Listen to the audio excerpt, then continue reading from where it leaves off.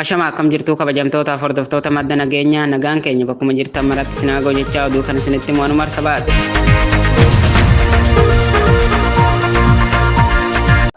Dhimmoota abaa'oo waboo ilaallatan irratti dalagaan dalagamuu kan paartileen garaagaraa namoota ajajoonni abaa'oo waboo qajeelchaniin akka itti fufuu kan murtaa'e yoo ta'u, yoo barbaachisaa ta'ee argame qofa haala fafaa fi misoomaa isaa ilaaluun gara fuulduraatti kan ibsaman akka ta'es korri abaa'oo waboo murteesseera. Kanaan alatti namoonni ofumaa of tolchuun ofumaan bakka of buustanii dhimma waraana bilisummaa Oromoo fi egeree qabsoo Oromoo abaa'oo waboon durfamtu irratti burjaajii murtoo wal muraa kan qabsoo sabaa sharafu bocan gonkuma kan abaa'oo waboo bakka hin buune fi ejjannaa waboo akka hin ibsine ta'us akkasumas hawaasa keenya bal'aaf mirkaneessuu barbaanna. Abaa'oo waboon dhaaba gurmuu jabaa of danda'e naamusaa fi sansaka loltuu bilisummaa ittiin masakamuun kan iccitii qabsoo geggeessu malee dhaaba keessaa fi diida isaa kara deeman hundi seenee laaquu miti. Qabsoon Oromoo dirree jirti, qabsaanis Oromiyaa keessa jira. Kan waan ta'eef warri wareegama qabsoo feetu kaffalee dungoo ta'uu wanjoo gabrummaa jalaa saba bilisa baasuu fedhii qabu hunduu tokko haala garaagaraan warri waraana bilisummaa Oromoo keessa of moggaastan lama akkasumas warri biyyoota ambaa teessanii qabsoo hoogganuu feetan akka jaarsolii Tigraay warra hokkotti rarra'ee dirreetti argamee saba isaaf kallattii kennaa jirutti kottaati dirree argama qabsoo bilisummaa saba keessaniif gumaacha taasisuu darbees aarsaa barbaadamu kaffaluun egeree uummata Oromoo irratti murtii darbu keessaa qooda qabaadhaa jechuun waboon dirree qabsooti akka argamtan waamicha isiniif dabarsa. Uummanni Oromoo bal'aan baroota darban hedduu roorroo gabrummaa hadhooftuu mirga namummaa akka namaatti namni qabaatu qabullee dhabuun akka bineensatti dagalatti qe'ee ofii irraa adanfamaa jiraatan gidiraa akkanaa jalaa bahuuf wallaansoo ishee xumuraa waraana bilisummaa Oromoo cinaa dhaabbachuun irree cunqursaa yeroo isaa dhumaaf cabsuuf falmii akka finiinsitan abaa'oon waamicha isiniif taasiseera. 4. Qeerroon bilisummaa Oromoo akkuma kanaan dura itti jirtan ammas dachaan jabinaan of gurmeessuun bakka waboon diina itti lolu maratti diina irraa hiikkattanii of hidhachiisuun falmii cunqursaan kokkee wal qabaa jirtan cimsitanii akka itti fuftan abaa'oon dhaamsa isiniif dabarsa. Dalagaan qabsoo eegalee takkaa dhaabbatee hin beektu boris hin dhaabbattu itti wareegamnee yookaan galma geenyutu goolabamti. Kaaba Oromiyaa Walloo Aanaa Jillee Dhummuugaa keessatti biltiginnaa waa'ee lola Amaaraa fi Tigraay ilaalchisee marii irra turan marii isaanii goolabuun guyyaa har'aa konkolaataa baasa lamaan gara dirree lola Tigraay loluuf akka imalan jiraattonni madda nageenyatti himan. Namoota lola kana dadhabee baqataa jiru osoo arganii ija dunuunfatanii gara dirree lolaa gulufaa jiru. Akka gabaasi bahaa jirutti ilmaan Oromoo dirree lolaa jiran irratti finxaalayyiin Amaaraa yeroo lolli loltoota biltiginnaa cinqe gara duubaa deebi'uuf yaalan maaf deebitan jechuun dhukkaasa itti bananii fixaa jiraachuun gabaafame. Lola Amaaraaf Tigraay lafa irratti wal lolaa jiran irratti aanaa dawaa caffaa ganda sanqallee jedhamu irraa namoonni 5 akka ajjeefaman gabaasni nu ga'e ni addeessa. Aanuma kana keessaa ganda garbii jedhamu irraas milishoonni biltiginnaa namni 10 lola kana irratti hirmaatu gabaasni nu gahee jira. Warroonni lola kana deeman kun jiraatanii du'anii hanga ammaa wanti beekame hin jiru jedhu maddi keenya kun. Akka maddi keenya kun jedhutti uummanni Oromoo yeroo diinonni nu basaasanii fi qabsoo keenyatti urtoo mukaa tahanii uranii qabsoo teenya seenanii danqaa tahaa turan yeroo ammaa lolli kaabaa kun sababii tahee akka waan bubbeen fuutee tahaa jiran gandoonni hedduun bulchaa malee waan bulaa jiruuf gandi hedduun ulaagaalee bulmaataa malee bulaa waan jiruuf qeerroon Oromoo tarsiimoo baasee hatattamatti biyya keenya akka ofii bulfannu ergaa dabarfatee jira. Ibsa ejjannoo qeerroo Walloo irraa laatame akka armaan gadiitti. Ashamaa harka fuunee ilmaan Oromoo biyya keessa fi biyya ala jirtan hundi keessan akkuma beekamu yeroo ammaa kana waraanni biyya kana kaaba Oromiyaa Walloo keessatti fe'amaa jira. Hedduminaan Raayaa fi Yejuu keessatti balaa qaqqabsiisaa jira.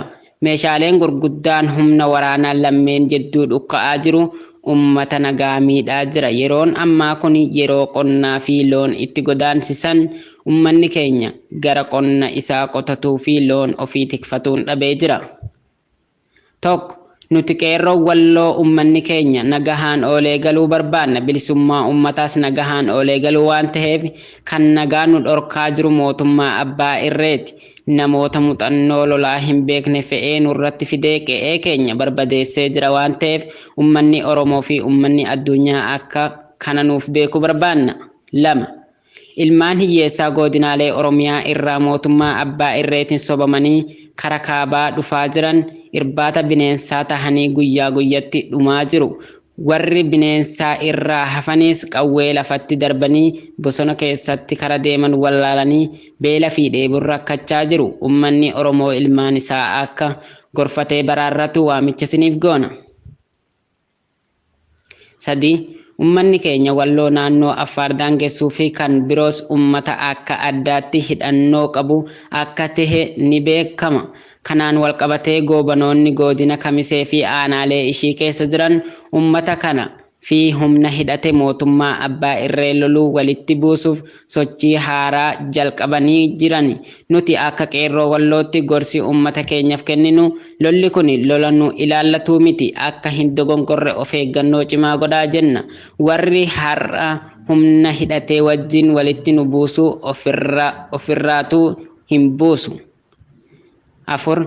Ilmaan Oromoo meeshaa waraanaa dhuunfanis gareenis qabdu sochii waraana adda bilisummaa Oromoo hordofi faana socho'aa jenna.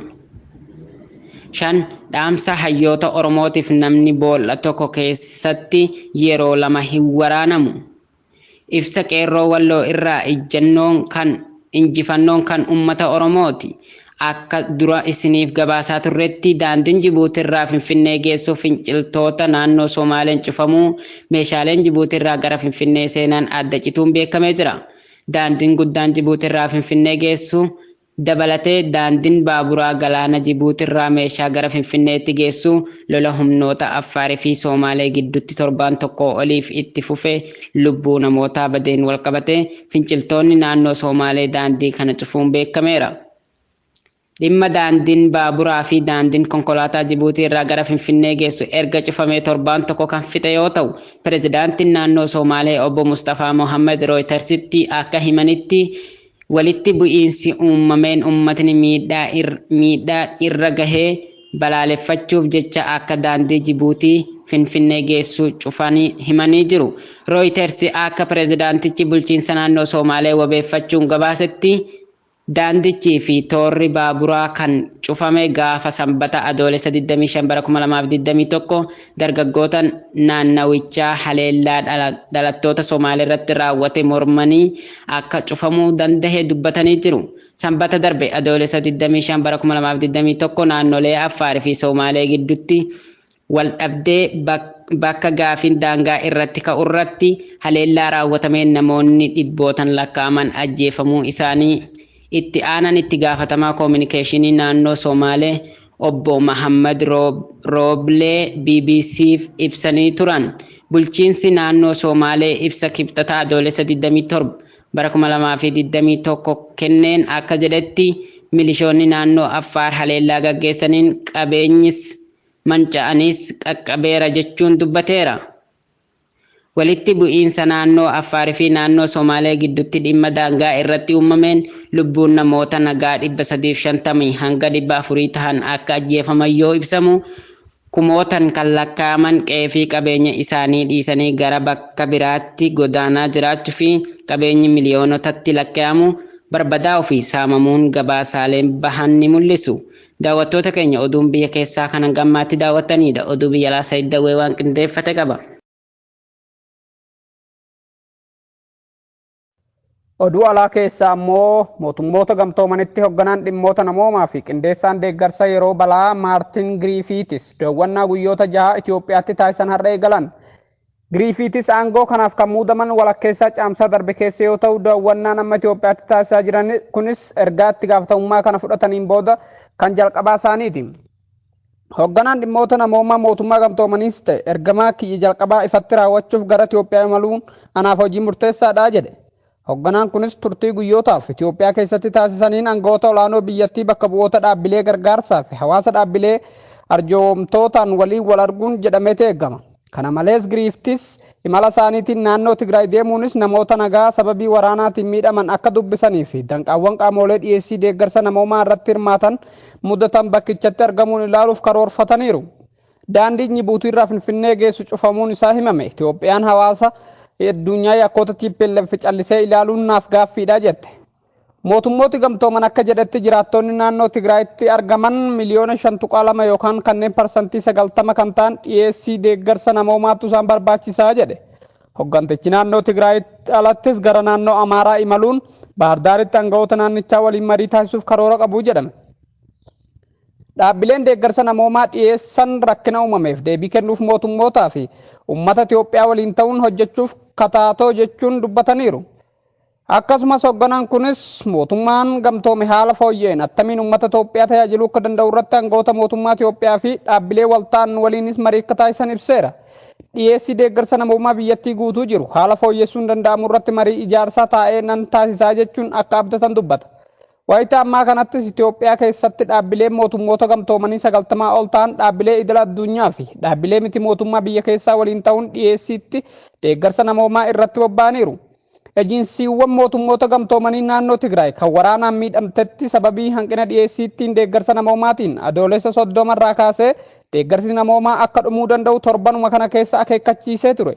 Sababii rakkoo nageenya naannoo Affaaritti mudateenis konkolaattonni deeggarsaa fe'an akka Samaraa keessa turan taasifamuun isaanii yaadatama.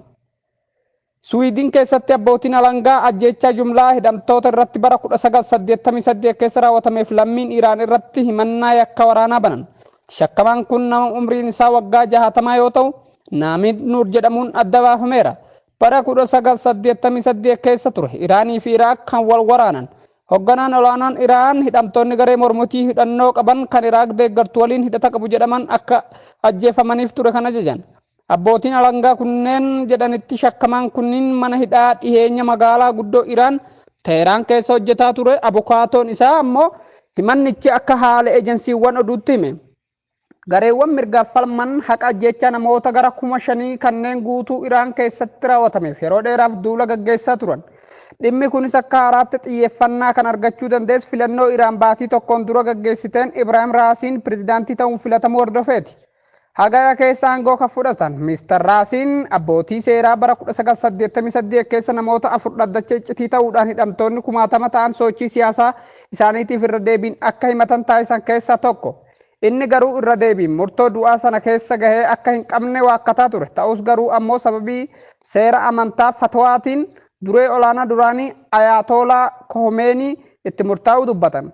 Shakkamaan Mr. Nuur erga Stookholm qaqqabanii waggaa 2 dura to'atamuu miidiyaaleen Suwiidin gabaasaniiru. Pirezidaantiin duraanii Ameerikaa Barack Obaamaan waaldaa kubbaa kaachoo biyyaalessaa Afrikaa NBA akka qabeenya harkaa xiqqaa keessatti qabuu fi michuu ta'uun itti makame. Afrikaa keessatti kubbaan kaachoo humna carraawwan jiran beeksisuu, fayyummaa, walqixxummaa fi gohoomsuu qaba jedhan Obaamaan.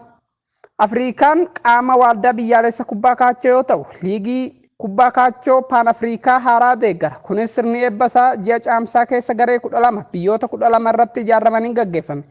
Dorgommiin kun haala jireenya dargaggoota Afrikaa fooyyessuu irratti sagantaa hojjetu qaba. Leellaan saalaa irratti hundaa'e hambisuuf, hubannoo uumuu fi barnoota shamarranii jajjabeessuu irrattis ni hojjeta. Pirezidaantiin duraanii US Barack Obaamaan sagantaalee kanneen irratti kan hirmaatu yoo ta'u, dameen hawaasummaa akka guddatuuf ni deeggaru. Haala kanaan Barack Obaamaan qooda gahee xiqqaa waaldichaa keessaa kan qabaatu yoo ta'u, fuulduratti faawundeeshinii Obaamaa damee dargaggootaa fi hoggansaa ittiin tumsuuf itti fayyadamuuf karoorseera jedhe. Egaa hordoftoota keenya oduuleen biyya keessaa fi alaa kan qindeessee simbiraan gaa turan Said Daawwetii fi Umar Sabaati.